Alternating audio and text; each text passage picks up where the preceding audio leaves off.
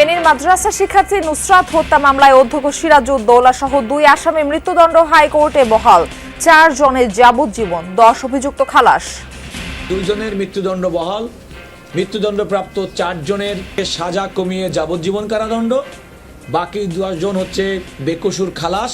বিচারিক আদালত এইভাবে নির্বিচারে ফাঁসি দিতে গিয়ে যেভাবে প্রতিটা পরিবারের উপর একটা ডিভাস্টেটিং এফেক্ট নেমে এসেছে, আমরা এই রায়ে আলহামদুলিল্লাহ আলহামদুলিল্লাহ আলহামদুলিল্লাহ আমরা সন্তুষ্ট এই রায়ে। জনপ্রিয়তা বেড়েছে বিএনপি সরকারের দাবি ভারপ্রাপ্ত মহাসচিবের। গণবিরোধী অবস্থানের নিয়মতান্ত্রিক প্রতিবাদ জানিয়ে যাবে জামায়াত, বললেন গোলাম পরোয়ার। ভালো কাজে সরকারকে সাহায্য করব, সকল মন্দ জনস্বার্থ বিরোধী কাজে আমরা প্রতিবাদ করব। আমাদের চেয়ারম্যান কত শক্ত হাতে যারা দলের নাম ভাঙিয়ে নানা ধরনের অপকর্মে যুক্ত ছিলেন তাদের বিরুদ্ধে শক্ত পদক্ষেপ নিয়েছে। স্থানীয় সরকার নির্বাচনে সহিংসতা এড়াতে পরিকল্পনা সাজাচ্ছে কমিশন, জানালেন সিইসি। জাতীয় নির্বাচনের চেয়েও ভালো ভোট করার প্রত্যাশা। উজানে ঢলে আখাউড়া সীমান্তবর্তী নিম্নাঞ্চলে প্লাবন, স্লুইস গেট খুলে দেয়ায় বন্যা, বলছেন স্থানীয়রা। জলাবদ্ধ আন্তর্জাতিক ইমিগ্রেশন চেকপোস্ট, কাস্টমস হাউস।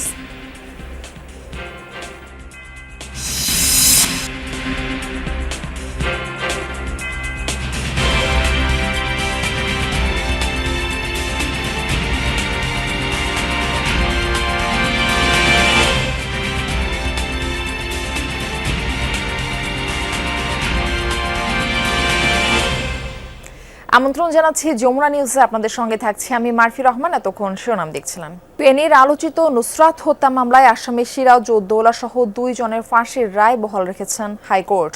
ফাঁসির রায় বাতিল করে 4 জনকে যাবজ্জীবন ও 10 জনকে খালাস দেওয়া হয়েছে। নুসরাত হত্যায় বিচারিক আদালতের রায় ত্রুটি পাওয়ায় বিচারকের ক্ষমতাও কেড়ে নিয়েছেন হাইকোর্ট। দীর্ঘ শুনানি শেষে এই রায় ঘোষণা করা হয়। মৃত্যুদণ্ড ও যাবজ্জীবন প্রাপ্ত আসামিদের আইনজীবীরা আপিল করবেন বলেও জানান।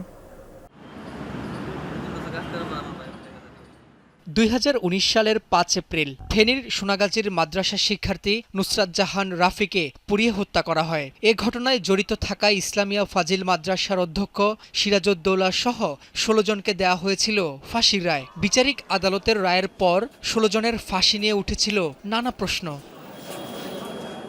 বিচারিক আদালতের রায় ঘোষণার পর নুসরাত হত্যায় মৃত্যুদণ্ডপ্রাপ্ত 16 আসামির ডেথ রেফারেন্স রায়ের বিরুদ্ধে আপিল ও জেল আপিল আসে হাইকোর্টে। 7 বছর পর শুনানি শুরু হয় বিশেষ বেঞ্চে। 2 সপ্তাহের বেশি সময় ধরে শুনানিতে রাষ্ট্রপক্ষ ও আসামিপক্ষ রায়ের নথিপত্র, 87 জন সাক্ষীর জবানবন্দি সহ নানা তথ্য উপাত্ত উপস্থাপন করেন। শুনানি শেষে সোমবার নুসরাত হত্যা মামলার রায় ঘোষণা করেন বিচারপতি বিশ্বদেব চক্রবর্তী ও বিচারপতি KM রাশেদুজ্জামান রাজার হাইকোর্ট বেঞ্চ। শুরুতেই বিচারক জানান, তাদের এই রায় কেবল মামলার সকল নথিপত্রের উপর ভিত্তি করেই ঘোষণা হচ্ছে। রায়ে আসামি সিরাজউদ্দৌলা ও শিক্ষার্থী শাহাদাত হোসেন শামীমের মৃত্যুদণ্ড বহাল রাখেন হাইকোর্ট। ফাঁসির রায় বাতিল করে 4 জনকে যাবজ্জীবন ও 10 জনকে খালাস দেওয়া হয়। 16 জনের ফাঁসি একটা মামলায়, এটা আমাদের এর আগে এরকম কোনো জাজমেন্ট আমার জানা নাই। এই নুসরাত কি করে তার এখানে আগুন লাগালো আর কেউই শুনলো না। একমাত্র শুধুমাত্র আশেপাশের লোক কেউই জানলো না, কেউ শব্দ পেল না, একা একা আগুন লেগে গেল। এই পার্টটুকুর রহস্য এখানে থেকেই গেল। ফলে আমরা এর বিরুদ্ধে আপিল করব। যখনই এটা সেন্সিটাইজড হয়ে যায় তখনই বিচারকদের উপর একটা সাংঘাতিক রকমের মানসিক এবং সামাজিক চাপ তৈরি হয়। ফলে তারা গণহারে ফাঁসির রায় প্রদান করেন। সাম্প্রতিক সময়ে আমরা অনেকগুলো মামলায় লক্ষ্য করেছি। নুসরাতের মৃত্যুকালীন জবানবন্দি নিয়ে পর্যবেক্ষণ দেন আদালত। বলেন, মানুষ যখন জানেন তিনি মৃত্যুশয্যায় তখন তিনি কাউকে অন্যায়ভাবে জড়ান না। হাইকোর্ট জানান, জবানবন্দিতে নুসরাত 4 জন আগুন দিয়েছে উল্লেখ করলেও কারো নাম বলেননি। শুরুতেই এই ঘটনাটাকে একটা আত্মহত্যা বলে চালিয়ে দেওয়ার প্রবণতা বেশ কয়েকটা আসামির মধ্যে ছিল, যেটা অন্যান্য সাক্ষ্য দ্বারা প্রমাণিত হয়েছে। ডাক্তার উবায়েদের এই যে মৃত্যুকালীন জবানবন্দির রেকর্ডটাকে আদালত অলঙ্ঘনীয় এভিডেন্স হিসেবে গ্রহণ করেছেন এবং তার জবানবন্দিটাকে এই রায়ে দেওয়ার ক্ষেত্রে বিবেচনা করেছেন। নুসরাত হত্যা মামলায় বিচারিক আদালতের দেয়া 16 জনের মৃত্যুদণ্ডের রায়টি ত্রুটিপূর্ণ হওয়ায় তৎকালীন ফেনীর নারী শিশু নির্যাতন দমন ট্রাইব্যুনালের বিচারক মামুনুর রশিদের বিচারিক ক্ষমতা কেড়ে নিয়েছেন উচ্চ আদালত। পাশাপাশি ফাঁসির রায় বাতিল করে যে 4 জনকে যাবজ্জীবন এবং যে 10 জনকে খালাস দিয়েছেন তাদেরকে দ্রুত কন্ডেম সেল থেকে বের করতে নির্দেশনা দিয়েছেন হাইকোর্ট। এই রায়টি একটি বার্তা দেয়, জাস্টিস হারিড ইজ জাস্টিস বারিড, অর্থাৎ তাড়াহুড়ো করে বিচার করা মানে বিচারকে হত্যা করা। উচ্চ আদালতের এই রায়টি বিচারিক আদালতের জন্য নজির হয়ে থাকবেন বলে জানিয়েছেন আইনজীবীরা। রাব্বি হোসেন, যমুনা নিউজ, ঢাকা। এদিকে নুসরাত জাহান রাফি হত্যা মামলায় আপিল ও জেল আপিলের উপর শুনানি নিয়ে 2 আসামির মৃত্যুদণ্ড বহাল রেখেছেন হাইকোর্ট। 4 জনের যাবজ্জীবন ও 10 জনের খালাসে ন্যায় বিচার প্রতিষ্ঠা হয়েছে বলছেন এলাকাবাসী। এই রায়ে সন্তোষ প্রকাশ করেছেন নুসরাতের মা শিরিন আক্তার। তবে বিভিন্ন হুমকির অভিযোগ তুলে পরিবারের নিরাপত্তা দাবি করেছেন তিনি। আমরা এই রায়ে আলহামদুলিল্লাহ আলহামদুলিল্লাহ আলহামদুলিল্লাহ আমরা সন্তুষ্ট এই রায়ে, যেটা হত্যা প্রকাশ হয়ে গেছে আজকে নুসরাতের হত্যা করা হয়েছে। আমরা এই রায় আমরা আদালতের প্রতি অনেক শ্রদ্ধাশীল। রায় ঘোষণা হয়েছে আজকে, রায়ের দিনে আমরা ওনাদের বাড়িতে নিরাপত্তার দায়িত্বে আছি। নিরাপত্তার দায়িত্বে সবসময় যেরকম ছিলাম এখনও নিরাপত্তার দায়িত্বে থাকব। আমরা সবসময় সোচ্চার আছি, সতর্ক আছি। নেতাকর্মীদের সমর্থন ও মতামতের ভিত্তিতে স্থানীয় সরকার নির্বাচনে প্রার্থী বাছাই করা হবে জানিয়েছেন বিএনপির ভারপ্রাপ্ত মহাসচিব রুহুল কবির রিজভী। সারা দেশে দলের নাম ভাঙিয়ে অপকর্ম করা নেতাকর্মীদের বিরুদ্ধে কঠোর ব্যবস্থা নেওয়া হচ্ছে বলেও জানান তিনি। এদিকে কারো উস্কানিতে নয়, দেশ ও জনগণের উন্নয়নে নেওয়া পদক্ষেপ দেখে সরকারের কাজ মূল্যায়নের আহ্বান জানিয়েছেন সরকার দলীয় চিফ হুইপ নুরুল ইসলাম মনি।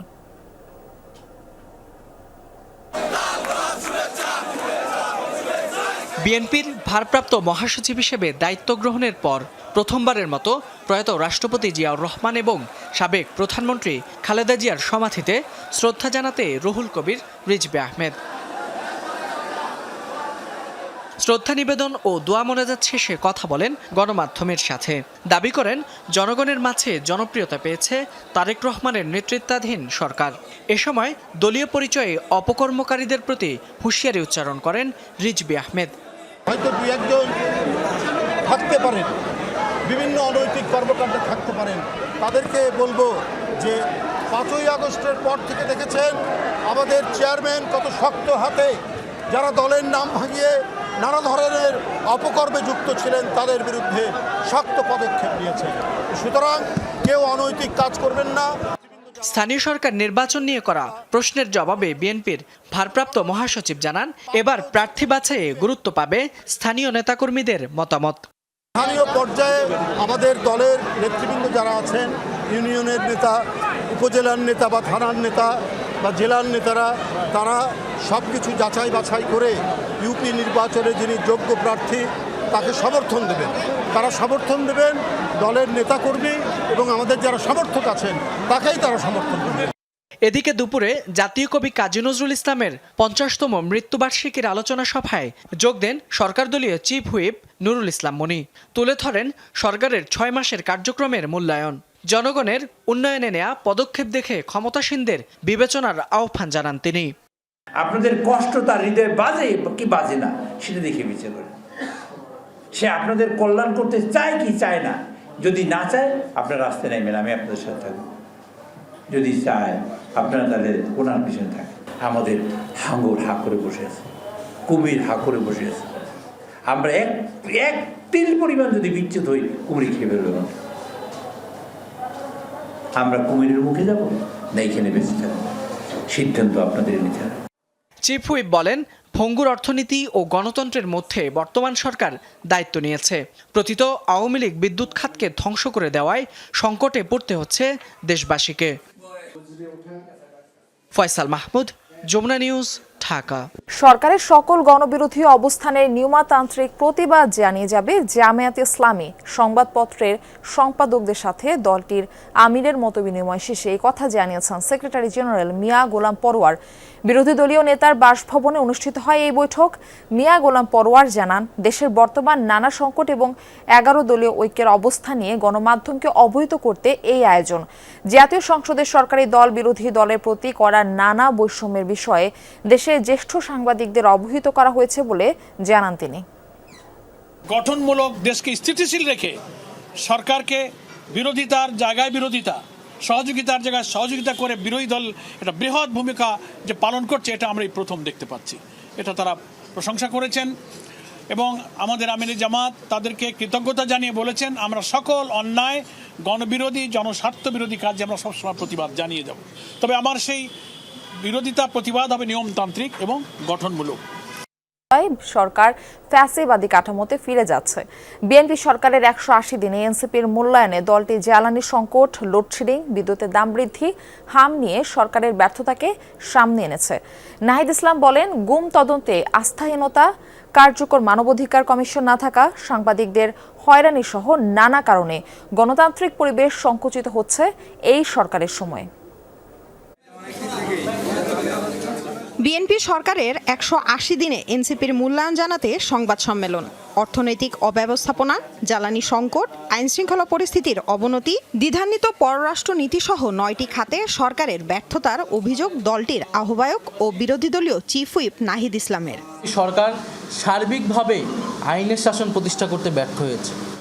হিউম্যান রাইটস সাপোর্ট সোসাইটি এবং আইন ও সালিশ কেন্দ্রের প্রতিবেদন অনুযায়ী এ বছরের প্রথম 6 মাসে 830টি রাজনৈতিক সহিংসতার ঘটনা ঘটেছে বলে জানান এনসিপির আহ্বায়ক। বলেন, প্রতিবেদন অনুযায়ী এসবের মধ্যে 770টি ঘটনায় বিএনপি জড়িত। এছাড়া বিএনপির নিজস্ব কোন্দল আর আধিপত্যে সংঘর্ষের ঘটনা অন্তত 273টি। প্রায় 830টি রাজনৈতিক সহিংসতার ঘটনা ঘটেছে 6 মাসে, যার 770টিতেই বিএনপির সম্পৃক্ততা পাওয়া গিয়েছে। প্রায় 6 মাসে বিএনপির নিজস্ব দলীয় কোন্দল, চাঁদাবাজির হিস্সা, দখলদারিত্ব, আধিপত্য বিস্তারকে কেন্দ্র করে অন্তত 273টি সংঘর্ষের ঘটনা ঘটেছে, আর যাতে 31 জন নেতাকর্মী নিহত হয়েছে।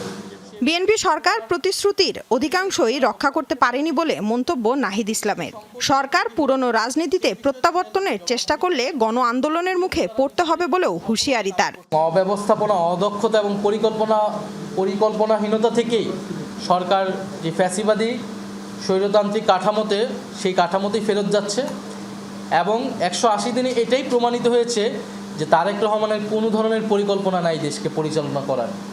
শুধুমাত্র ক্ষমতায় বসেছেন এবং পুরনো পরিকল্পনা অনুযায়ী, ফ্যাসিস্টদের পরিকল্পনা এবং নীতি অনুযায়ী তিনি দেশকে পরিচালনা করছেন, দেশকে ধ্বংসের দিকে ধাবিত করছেন। পুরনো রাজনীতিতে তারা প্রত্যাবর্তনের চেষ্টা করছে, তাদের প্রতিশ্রুতি থেকে সরে যেয়ে সেই জায়গা থেকে যদি সরে না আসে তাহলে তারা ব্যাপক গণ আন্দোলনের মুখে তারা পড়বে। শেখ হাসিনার বিচারের রায় কার্যকর করা এবং ভারত বাংলাদেশ সম্পর্ক উন্নতির দিকে নেয়ার তাগিদ দেওয়া হয় ব্রিফিং থেকে। প্রধানমন্ত্রীর ভারত সফর নিয়েও আপত্তি আছে দলটির। যেখানে শেখ হাসিনা রয়েছেন দিল্লিতে, সেখানে যদি আবার তারেক রহমান যায় তাহলে এটার আসলে মিনিং কি দাঁড়াবে, বাংলাদেশের জনগণ বা বিশ্ববাসী এটা কিভাবে দেখবে?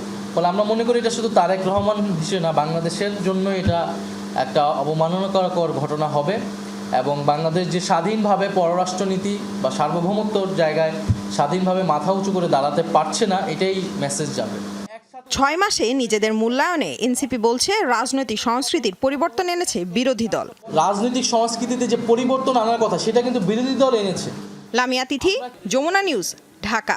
জাতীয় নির্বাচনের চেয়েও স্থানীয় সরকার নির্বাচন ভালোভাবে করতে চায় ইসি। ভোটের দিনক্ষণ এখনই বলা যাচ্ছে না, তবে আইন ও বিধিবিধান মন্ত্রণালয়ে ভেটিং এর জন্য পাঠানো হয়েছে বলে জানিয়েছেন সিইসি এএমএম নাসির উদ্দিন। দুপুরে নির্বাচন প্রশিক্ষণ ইনস্টিটিউটে জাতীয় নির্বাচনের কার্যক্রম মূল্যায়ন এবং স্থানীয় সরকার নির্বাচনে ইসির কর্মপদ্ধতি নির্ধারণ বিষয়ক কর্মশালায় তিনি এসব কথা জানান। আরও জানান, স্থানীয় সরকার নির্বাচনে সহিংসতার সংখ্যা বেশি থাকায় আইন শৃঙ্খলা বাহিনী সহ সংশ্লিষ্টদের সমন্বয়ে পরিকল্পনা সাজাচ্ছে ইসি। বলেন, জাতীয় নির্বাচন আয়োজনে ইসিকে পদে পদে চ্যালেঞ্জের মুখোমুখি হতে হয়েছে। সেই সাথে বিগত সময়ে কমিশনারের ভাবমূর্তি প্রশ্নবিদ্ধ থাকার পরও সংসদ নির্বাচন স্ট্যান্ডার্ড হয়েছে। সংসদ নির্বাচনে কিছু বিষয় ঘাটতি ছিল উল্লেখ করে সিইসি বলেন, ঘাটতিগুলো খুঁজে স্থানীয় নির্বাচন জাতীয় নির্বাচনের চেয়েও ভালো করতে তৎপর কমিশন। জানানো হয়, ঠাকুরগাঁও 1-এর উপনির্বাচন নির্ধারিত সময়ের মধ্যে অনুষ্ঠিত হবে। কমিটমেন্টের কোনো ঘাটতি নাই। আমরা ঠিক জাতীয় নির্বাচন যেটা করেছি, আমরা যেভাবে করেছি তার চাইতে বেটার খারাপ হবে না। আমরা চাইবো তার চাইতে আরও বেটার করার জন্য। স্ট্যান্ডার্ড তো থাকবেই, যদি পারি ওর থেকে আরও বেটার করব। এখন আশা করি ইনশাল্লাহ সবার কোপারেশন নিয়ে আমরা পারবো, কোনো অসুবিধা হবে না, কারণ আমাদের তো অনেক লেসন তো আমরা পেলাম। বাংলাদেশ এবং ভারত স্বাধীন সার্বভৌম দেশ, কেউ বড় কিংবা ছোট নয়, সবাই সমান। এর উপর ভিত্তি করে দুদেশের সম্পর্ক এগিয়ে নেওয়ার তাগিদ দিয়েছেন ভারতীয় হাই কমিশনার দীনেশ ত্রিবেদী। সকালে সচিবালয়ে বাণিজ্য মন্ত্রীর সাথে বৈঠক শেষে তিনি বলেন, দুই দেশের বাণিজ্যিক সম্পর্কের পথ ধরে রাজনৈতিক সম্পর্ক এগিয়ে যাবে। বাংলাদেশের অবকাঠামো এবং ডিজিটাল খাতে বিনিয়োগের জন্য দুদেশের ব্যবসায়ীদের নিয়ে একটি টাস্ক ফোর্স গঠনের আলোচনা হয় বৈঠকে। চীনের পর বাংলাদেশের দ্বিতীয় বৃহত্তম বাণিজ্যিক অংশীদার প্রতিবেশী দেশ ভারত। প্রায় 13 থেকে 15 বিলিয়ন ডলারের দ্বিপাক্ষীয় বাণিজ্য আছে দুই দেশের। 24-এর পট পরিবর্তনের পর দুই দেশের পক্ষ থেকেই আন্তঃবাণিজ্যে আসে বেশ কিছু বিধিনিষেধ। নির্বাচিত সরকার ক্ষমতায় আসার পর রাজনৈতিক সম্পর্কের পাশাপাশি বাণিজ্য সম্পর্ক উন্নয়নে জোর দেয় দুই দেশ। তারই ধারাবাহিকতায় বাণিজ্য মন্ত্রীর সাথে ভারতীয় হাইকমিশনারের এই বৈঠক। বাণিজ্য মন্ত্রী জানান, অবকাঠামো এবং ডিজিটাল খাতে বিনিয়োগ করতে চায় ভারতীয় ব্যবসায়ীরা।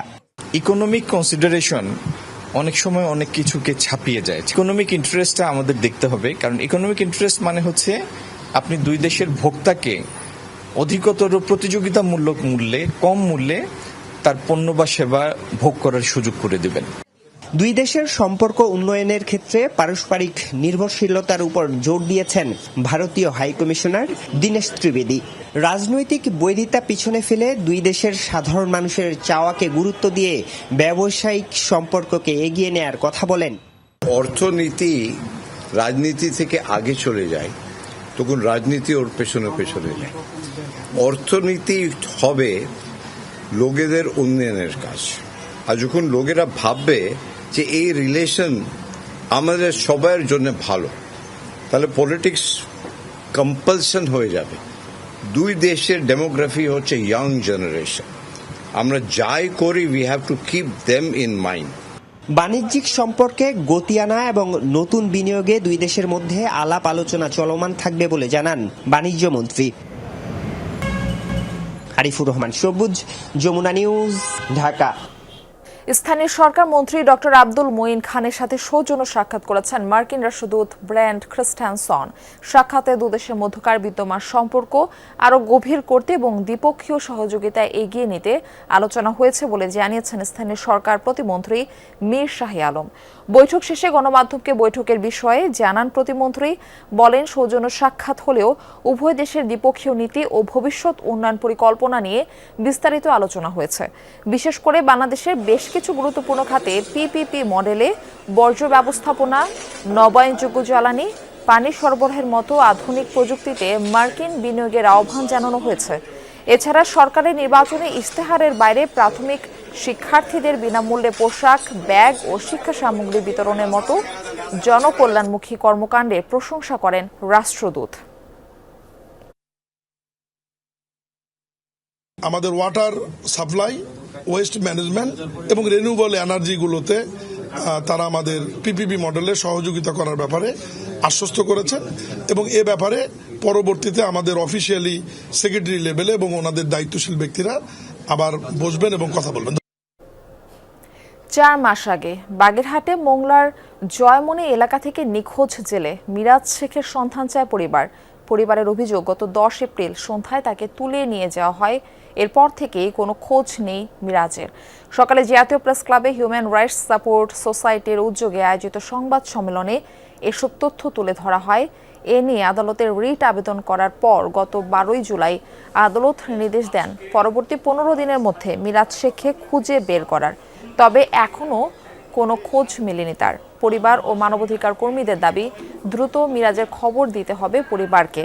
গুমের সাথে যারা জড়িত তাদের আইনের আওতায় আনার জোর দাবিও জানান তারা। ওরা আটক করার পর আপনার আরে মিরাজের কাছে জিজ্ঞেস করে যে স্যার আমার অপরাধ কি জানতে পারবি পল্টনে চল। ওরা মারতে মারতে পল্টনে নিয়ে যায়। ওই দিন কথা বলছে, তা উনি বলছে যে মিরাজরে আমরা আনছি, তা আমরা ছেড়ে দেবো 3 দিন পর। তা বলে যে 3 দিন পর ওরা ছাড়বেন, তা ওরা কি দোষে ধরছেন? তা কয় যে ধরছি সন্দেহকারীতে। এমন আছে রাত 3টার দিকে এসে 2টার দিকে এসে আমাদের ডেকে বলে যে তোরা মিরাজের খোঁজাখুঁজি করছিস, তোদেরও কিন্তু গুম করে দেবো, এখানে কিন্তু বন্ধ করে দে। রংপুর জেলা স্কুলের অবসরপ্রাপ্ত শিক্ষক গণপতি চক্রবর্তী ও স্ত্রী সন্তানদের হত্যার ঘটনায় শোক র্যালি করেছে স্কুলের শিক্ষক শিক্ষার্থীরা। দুপুরে জেলা স্কুল থেকে শোক র্যালি বের করা হয়। শিক্ষক শিক্ষার্থীদের পাশাপাশি অংশ নেন বিভিন্ন শ্রেণী পেশার মানুষ। র্যালিটি বিভিন্ন সড়ক প্রদক্ষিণ করে। পরে জেলা স্কুল মোড়ে 20 মিনিট সড়ক অবরোধ করে রাখেন তারা। এ সময় বক্তারা হত্যাকাণ্ডের দ্রুত বিচারের দাবি জানান। ঘটনার মোটিভ নিয়ে পুলিশের দাবি প্রত্যাখ্যান করে কেউ। সঠিক তদন্তের দাবিও জানান তারা।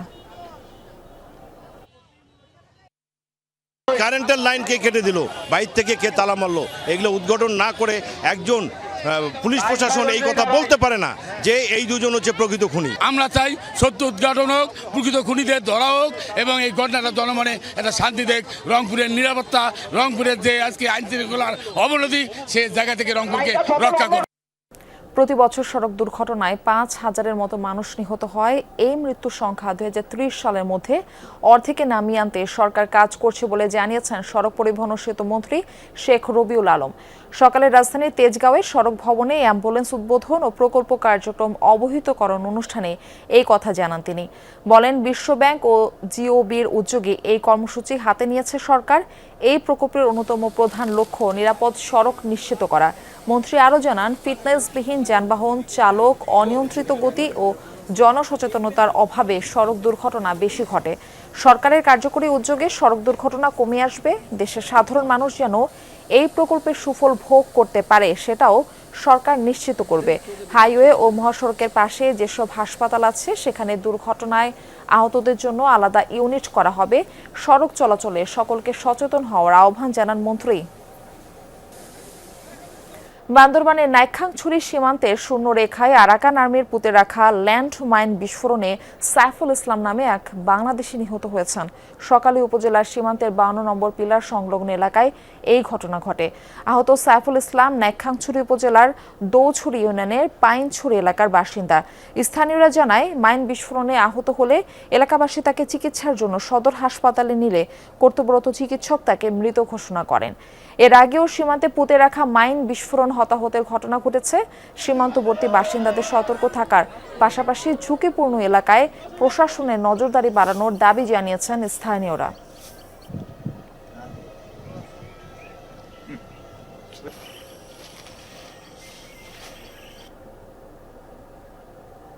ভারতের ত্রিপুরা রাজ্যের উজান থেকে নেমে আসা পানিতে ব্রাহ্মণবাড়িয়া রাখাউড়া সীমান্তবর্তী নিম্নাঞ্চল প্লাবিত হয়ে বন্যা পরিস্থিতির সৃষ্টি হয়েছে। ভোরে উজান থেকে নেমে আসা বাঁধ ভাঙা পানির ঢলে এই পরিস্থিতি তৈরি হয়।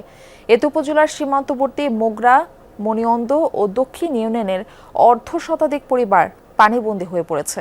এছাড়া আন্তর্জাতিক ইমিগ্রেশন চেকপোস্ট এবং কাস্টমস হাউস ও স্থলবন্দর এলাকায় জলাবদ্ধতা সৃষ্টি হয়।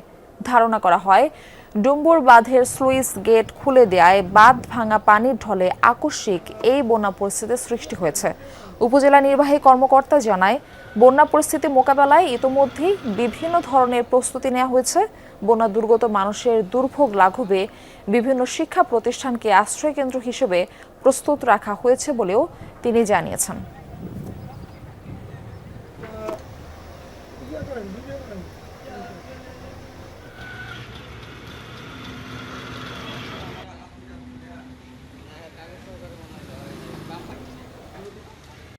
ডুবুরের ভান্ডা 2024 ছেড়ে দিচ্ছে, এবারও এই ভান্ডা ছেড়ে দেওয়ার কারণে এই পানিটা দেখা দিচ্ছে। অনেক ক্ষতি, আমরা হোটেল চলে গেছে, জায়গা জমিটা ক্ষেত লাগাইছে, তার সব তো পানির নিচে। অনেকেরই ফিশারি অনেক ক্ষতি হয়েছে, অনেক মাছ চলে গেছে। দর্শক, এই ছিল যমুনা নিউজ। আর